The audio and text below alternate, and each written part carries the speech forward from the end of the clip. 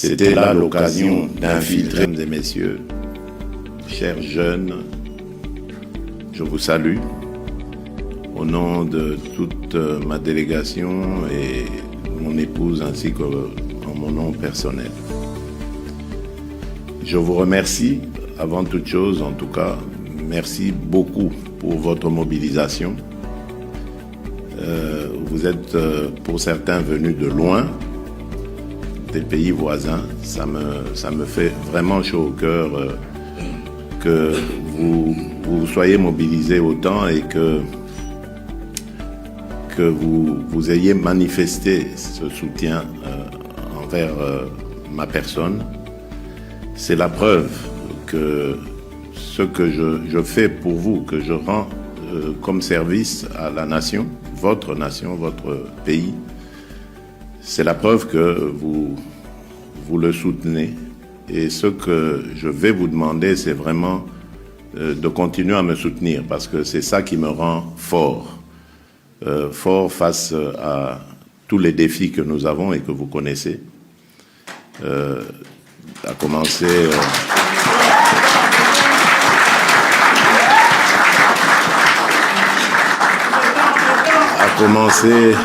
commencer bien entendu par le défi sécuritaire.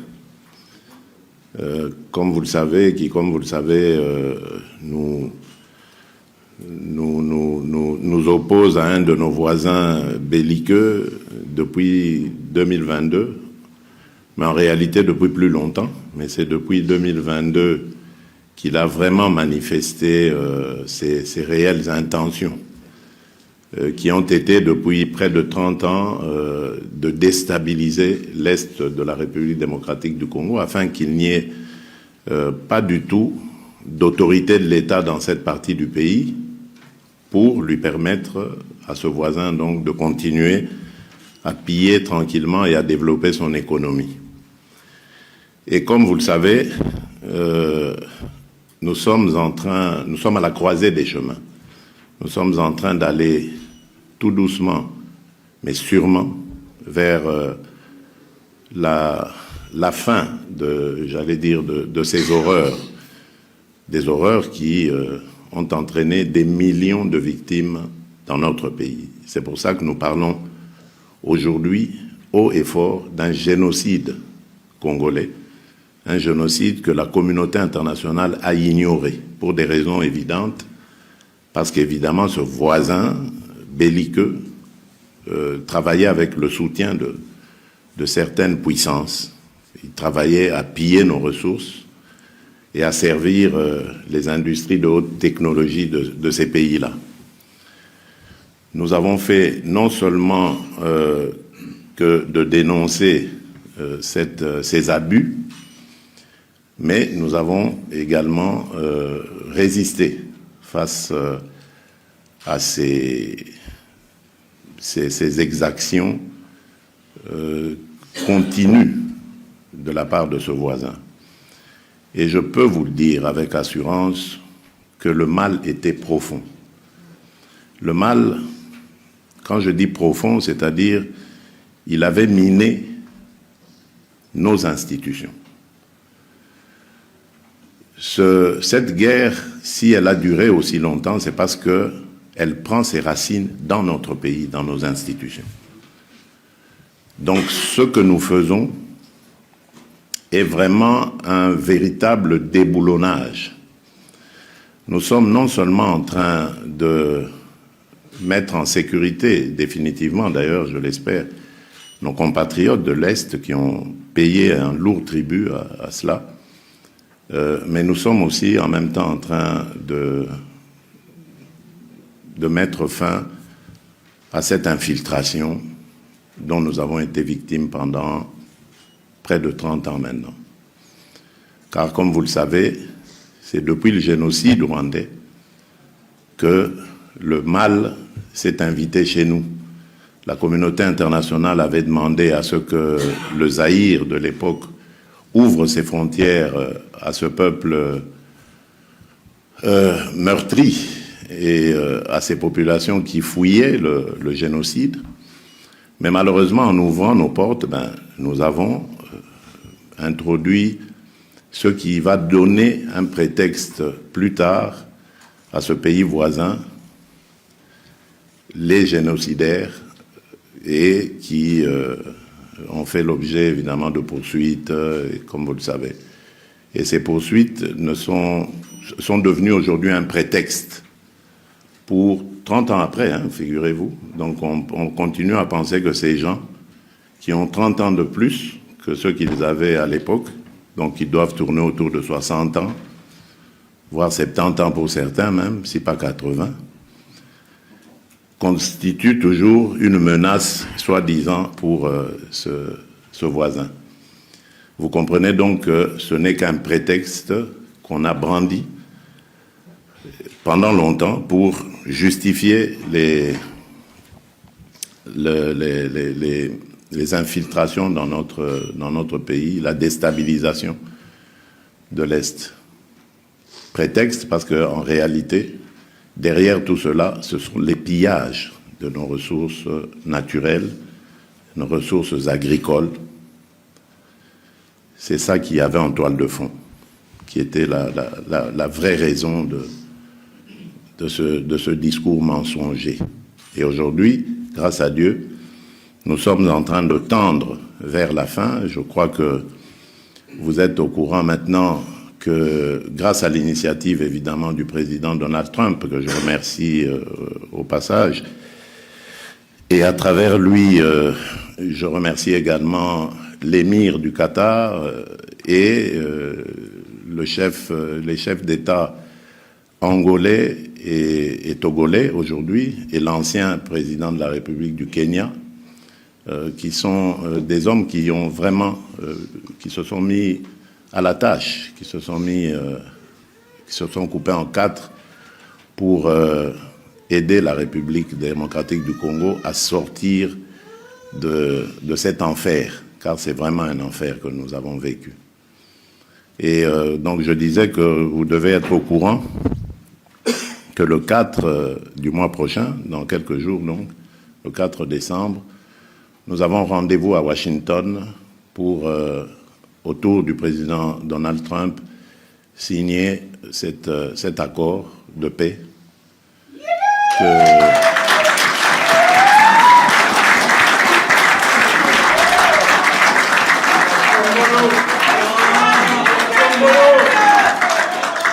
cet accord de paix qui, j'espère, va vraiment, comme je vous l'ai dit, ramener la vraie paix, la paix véritable dans notre pays. Parce qu'ici, depuis tout ce qu'on vous a dit, ce n'était que de l'habillage.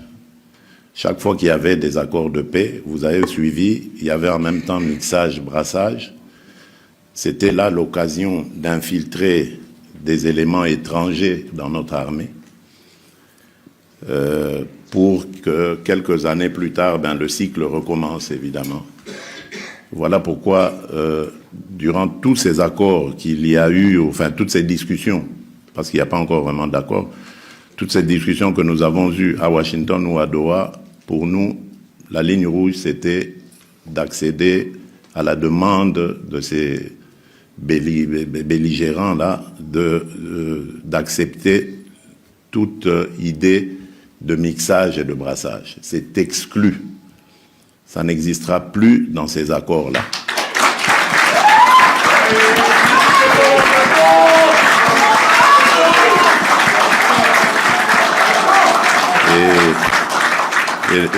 Et nous avons dit que s'il y a des Congolais parmi eux, eh bien, ils seront checkés.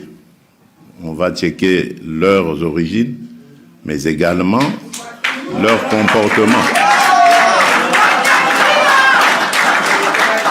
Donc, il est hors de question d'accepter, même si ce sont des Congolais, des belligérants qui auront versé le sang de nos compatriotes. Donc tout cela sera checké et il n'est plus question de faire de brassage et de mixage avec ces bandits. Oui, oui.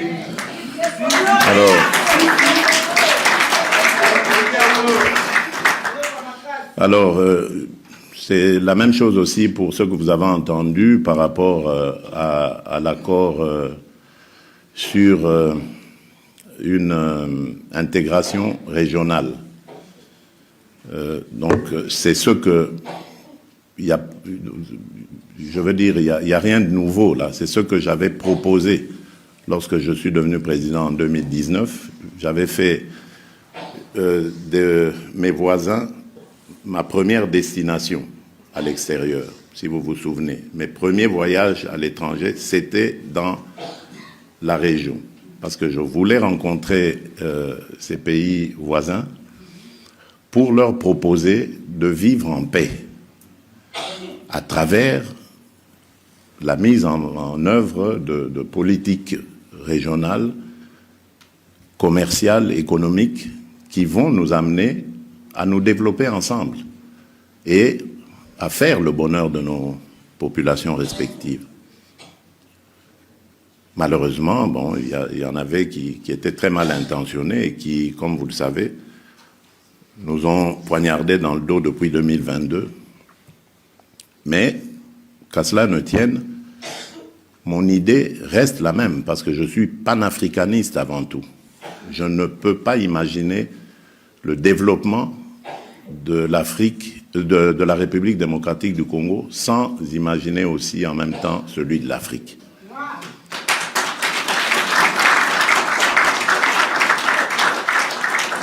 Je ne peux pas souhaiter le bonheur du peuple congolais sans souhaiter également le bonheur de tous les Africains. C'est pourquoi la République démocratique du Congo, pour moi, si elle a été autant bénie par le Seigneur, le Créateur, c'est pour aussi que son bonheur rejaillisse sur les autres peuples d'Afrique.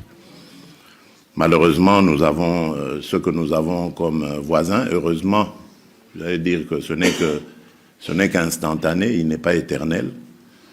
Un jour viendra où cette Afrique dont je rêve, cette belle Afrique, cette Afrique vainqueur, conquérante, cette Afrique naîtra, elle verra le jour. J'en suis convaincu. C'est pourquoi nous y travaillons.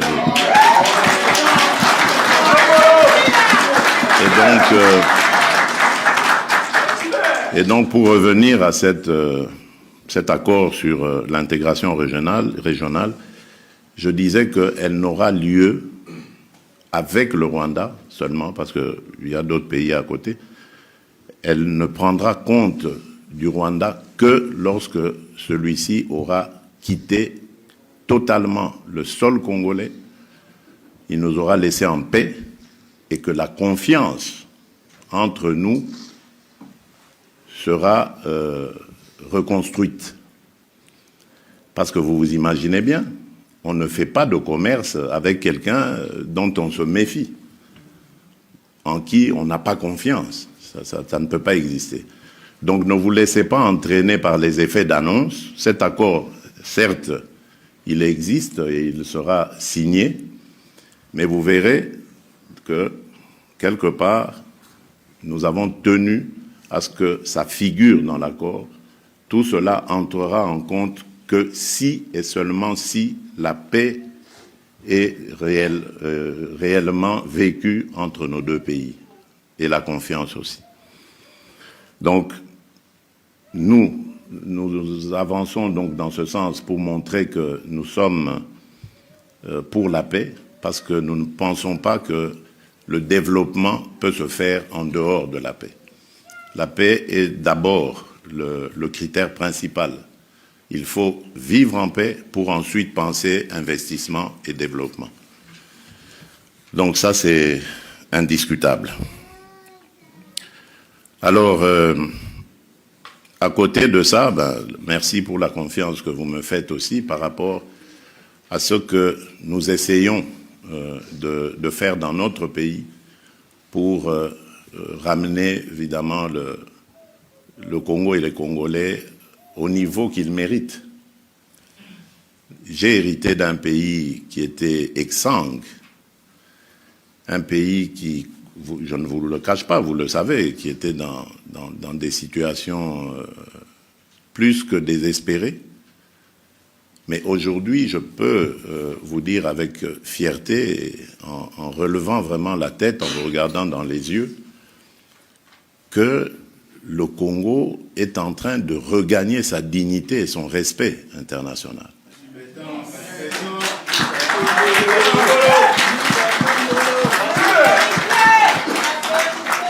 Hier, alors que personne ne voulait nous rencontrer, aujourd'hui, nous sommes invités à tous les grands rendez-vous du monde. Et par rapport à notre peuple, nous essayons aussi de lui rendre cette dignité qu'on lui a volée depuis des décennies. Aujourd'hui, les enfants congolais peuvent retourner à l'école, quelle que soit la situation sociale de leurs parents.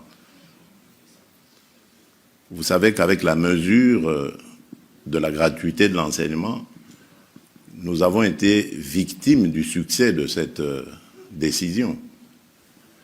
Il y a plus de 5 millions d'enfants qui ont regagné le parcours scolaire.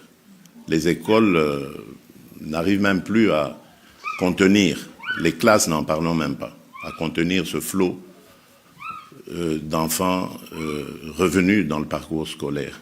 Mais parce que, justement, c'est ça notre volonté. Et en même temps, à côté de cela, nous construisons des écoles. Nous essayons le plus possible. Le rythme est peut-être plus lent que le flux lui-même du retour, mais c'est ça les défis auxquels nous sommes confrontés, que nous devons absolument relever. Nous construisons des écoles le plus possible, en tout cas, pour que nos enfants puissent avoir l'éducation. C'est la seule manière, pour moi, de nous mettre à l'abri, désormais, de toutes les aventures qui nous ont désaxés, qui nous ont désorientés de notre destin. Il faut éduquer notre population, préparer notre jeunesse aux défis à venir. C'est vrai qu'il y a beaucoup de choses à faire, mais nous nous y attaquons parce que le plus important, c'est de commencer. Et c'est ce que nous sommes en train de faire. Nous avons commencé avec la gratuité au niveau fondamental. Je suis en train de me battre avec le gouvernement pour que très bientôt, en tout cas avant la fin de mon second mandat ici, que nous entamions la gratuité au niveau secondaire. Je suis engagé dans un programme pour que, au niveau universitaire et supérieur, nous ayons des établissements adéquats aux standards internationaux et capables d'absorber toute cette crème qui viendrait des secondaires pour les orienter. Bien entendu, il n'y a pas que les études universitaires et supérieures, il y a aussi les études professionnelles.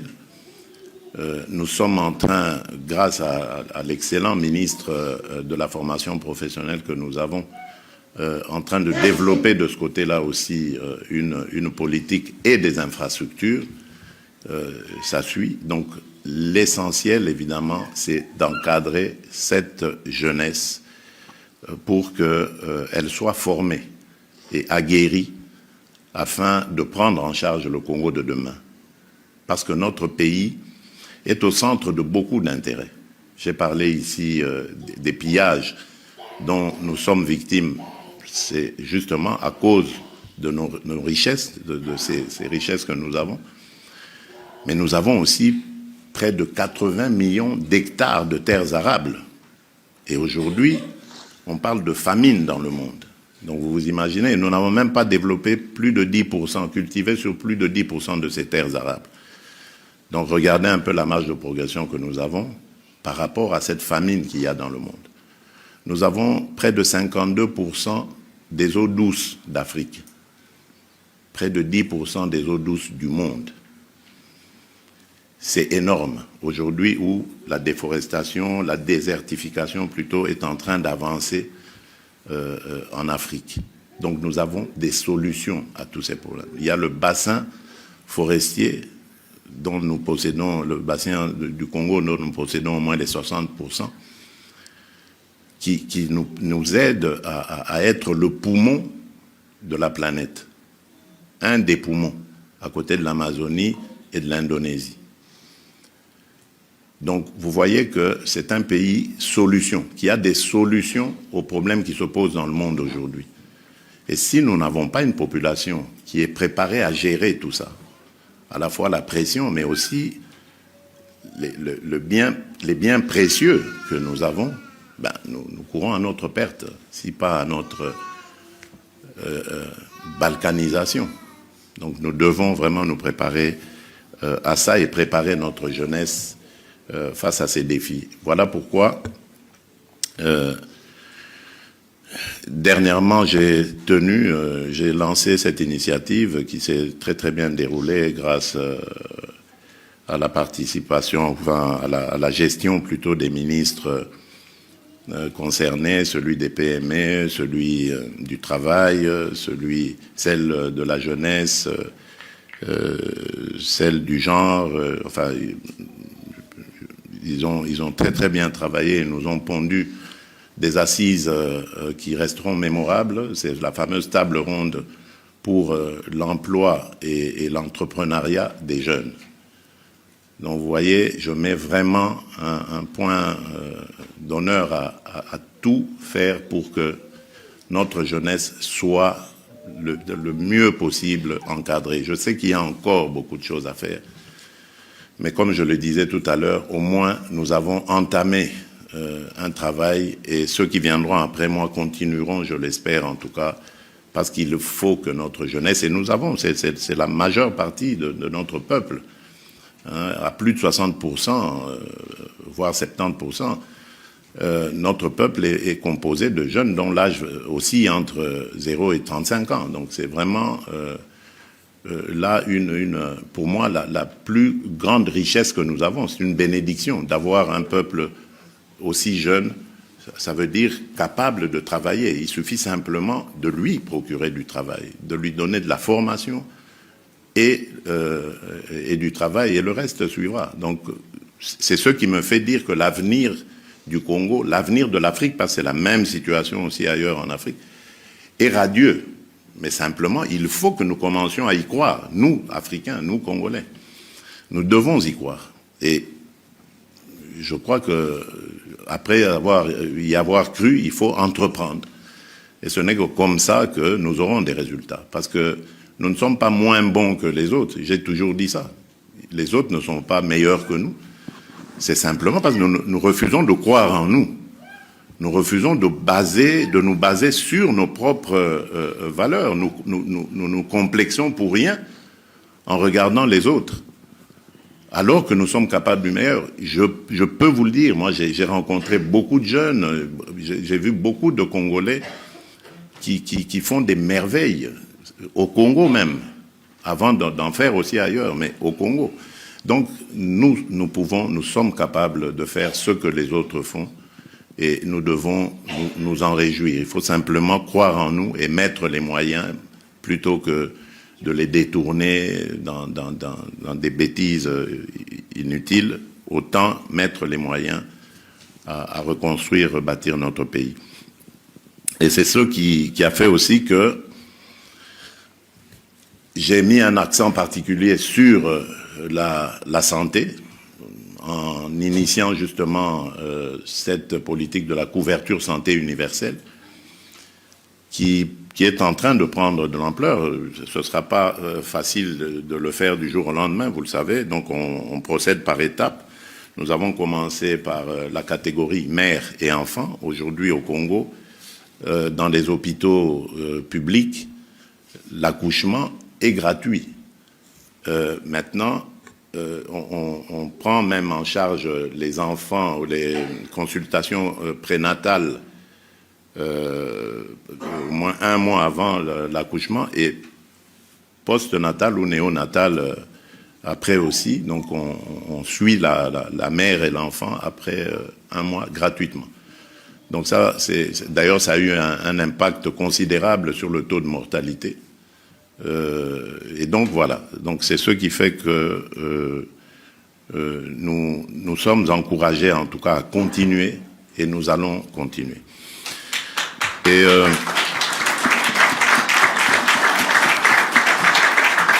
oui, donc nous allons continuer. Donc généraliser évidemment toute cette politique de couverture santé à tous les Congolais et à toutes les Congolaises. Il y a aussi cette politique qui me tient à cœur, qui a un peu battu de l'aile à cause évidemment des problèmes de sécurité que nous avons, parce que nous avons dû mobiliser beaucoup de ressources pour soutenir notre armée, nos soldats qui sont au front, qui se battent pour notre intégrité. C'est la fameuse politique de développement local. Vous avez sûrement dû en entendre parler, la politique de développement des 145 territoires. Ici, il est question évidemment de mettre fin à cet exode rural. Tous nos compatriotes qui ne trouvent plus d'intérêt, surtout les jeunes, à rester dans nos territoires, dans nos villages, parce que ils pensent qu'en ville, il y a une meilleure vie. L'idée ici, c'est de les dissuader de cela en les maintenant dans leur lieu naturel. Mais pour ça, il faut doter évidemment ces territoires de moyens qui puissent permettre à nos populations de rester là-bas et de travailler au développement de ces territoires. Voilà pourquoi nous avons initié cette politique qui consiste à construire des infrastructures, écoles, centres de santé, déjà pour commencer, bâtiments administratifs pour pouvoir mieux gérer les gens, mais également les doter en énergie, eau, électricité, pour que le développement soit au rendez-vous, parce que ce n'est que dans des endroits où il y a de l'énergie que des sociétés peuvent naître, des entreprises peuvent naître, soit par une initiative locale ou par un investissement venu d'ailleurs. Donc ça, c'est très important et c'est une politique à laquelle j'y tiens. Et je compte aussi sur vous, diaspora congolaise, lorsque nous aurons les infrastructures adéquates pour pouvoir ramener votre expertise, pas seulement dans les grandes villes, Kinshasa, Lubumbashi, Mbuji-Mayi, Mbandaka, tout ça, mais non, mais d'aller au fin fond du pays, parce que nous allons le rendre fréquentable et agréable. Donc, je compte aussi sur vous là-dessus. Donc, voilà ce que je peux dire en substance, donc, dans mon message que j'avais réservé. Donc, maintenant, je vais peut-être vous passer la parole, je ne sais pas ce qui est prévu, mais je vais peut-être vous passer la parole pour que vous me parliez aussi, comme je le fais dans tous les pays où je vais, par rapport à toutes les communautés congolaises que je rencontre, je les écoute aussi, j'essaie d'écouter leurs problèmes vécus sur place. Alors peut-être pour terminer, je voudrais aussi rendre un hommage particulier au président Alexander Vučić, qui me reçoit ici, mon hôte, que je connais depuis 2019 et qui, depuis lors, a toujours été aux côtés de la République démocratique du Congo. Il me l'a encore redit ce matin. Il tient à la souveraineté et à l'intégrité territoriale de notre pays.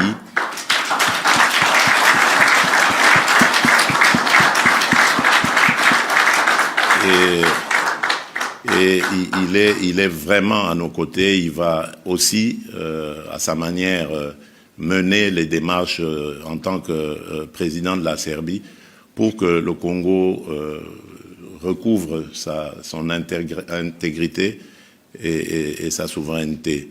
Je tenais vraiment à le remercier parce qu'il le fait par amitié. Il n'y a aucun intérêt quelconque qu'il a mis devant. Je peux vous le dire, aucun intérêt quelconque. Et même quand ses collaborateurs ont voulu faire avancer les échanges commerciaux et tout ça, il a pris soin de dire, d'abord, nous voulons le bien pour le Congo gratuitement. On n'attend rien en retour, rien en échange. C'est moi qui ai même dû insister pour dire, oui, mais d'accord, mais bon, il y a quand même une coopération qu'il faut développer. Et ça, j'ai trouvé ça d'une correction parfaite de sa part et je tiens vraiment à le remercier.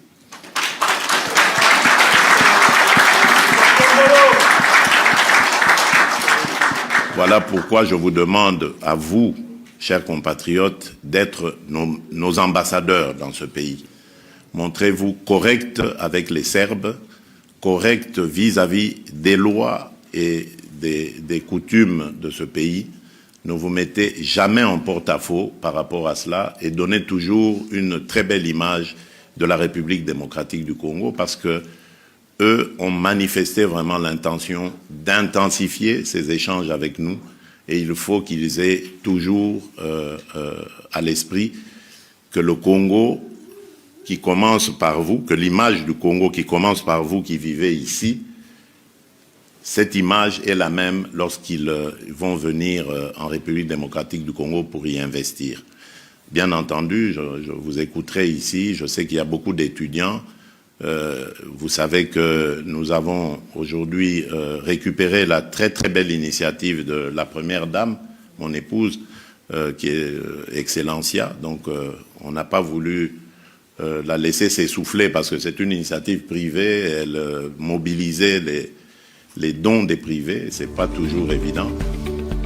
Nous avons donc décidé d'accompagner cette initiative en la récupérant au nom de l'État pour essayer, si pas en tout cas, de maintenir le très bon niveau que cette initiative a, mais même d'aller au-delà et de commencer à financer nous-mêmes toutes ces bourses, etc. Donc, nous serons toujours à vos côtés, chers jeunes.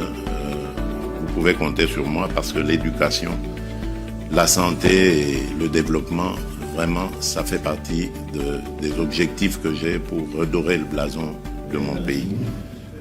Je sais que beaucoup de nos compatriotes étudiants à l'étranger, étudiants boursiers ont de sérieux problèmes parce que bon, ce sont des bourses qui ne sont pas toujours suffisantes, mais c'est déjà quelque chose, et merci à ces pays amis de disposer de cela. Mais vous avez raison, l'État congolais doit venir à votre rescousse et vous apporter le petit plus qui manque pour vous permettre de vivre dans des conditions adéquates.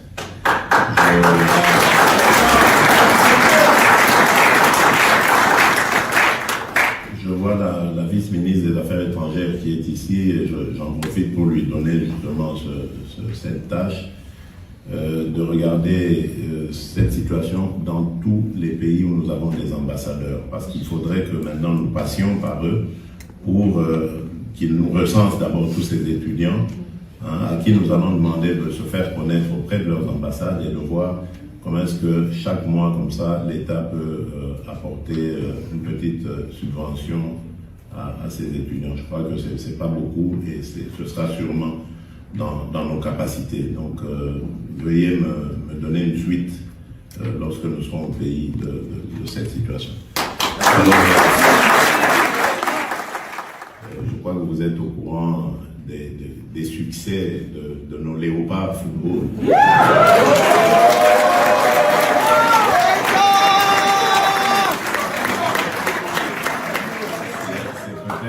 C'est peut-être l'endroit où il faut en parler parce que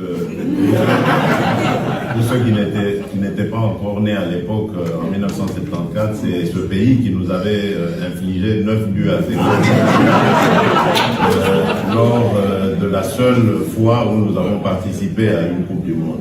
Les jeunes qui sont nés là ne savent même pas que le Congo a déjà participé à une Coupe du Monde. Et aujourd'hui, nous sommes à une encablure de revenir à la Coupe du Monde, grâce à l'excellent travail du ministre des Sports.